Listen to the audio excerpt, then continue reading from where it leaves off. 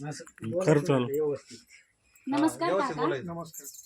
आज आपण रोटेगाव या ठिकाणी आलो आहे. प्रथम मी माझी ओळख करून देते. मी राजश्री वागचौरे राहुरीवरून बिलॉंग करते. आपण शेळके काकांना 8 दिवसापूर्वी अमृत ज्यूस पॅरालिसिससाठी यूज करण्यासाठी दिलं होतं.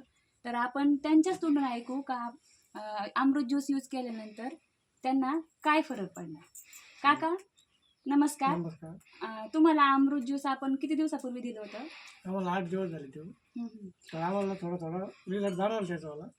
म्हणजे पहिल्या दिवशी नॉर्मल म्हणजे पेशंट उठून बसायला लागलं आणि उभं राहायला लागलं. पहिल्या त्याच्यानंतर उभं राहता येत नव्हतं. माझं धरून चालू लागलं होतं. मग दुसऱ्या दिवशी थोडे एक पाऊल टाकायला लागले, म्हणजे पाय उचलायला लागले. आणि तिसऱ्या दिवशी थोडं असे फिरायला लागले लगेच. अरे बापरे, म्हणजे तुमच्या पेशंटमध्ये खूपच लवकर रिझल्ट आला. 3 दिवसामध्ये रिझल्ट काढला आम्हाला डायरेक्ट. हातांचं तुम्हाला काय म्हटलं ते तुम्ही हातांचे बोट असे होत नव्हते, तर 3 बोट असे लागले व्हायला. 2 बोट राहिले फक्त आता.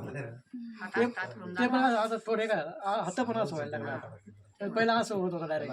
म्हणजे हे 3 बोट आता असे सरळ व्हायला लागले. हे 2 बोट राहिले बघा. म्हणजे 8 दिवसामध्ये पॅरालिसिसवर अमृत ज्यूसनी एवढं फरक पडलेला. जवळजवळ 50% पर्यंत फरक पडलाय. अगोदर त्यांना चालता येत नव्हतं, उभं राहता येत नव्हतं, उभा राहता येत नव्हतं. धरून बसवं लागतं डायरेक्ट.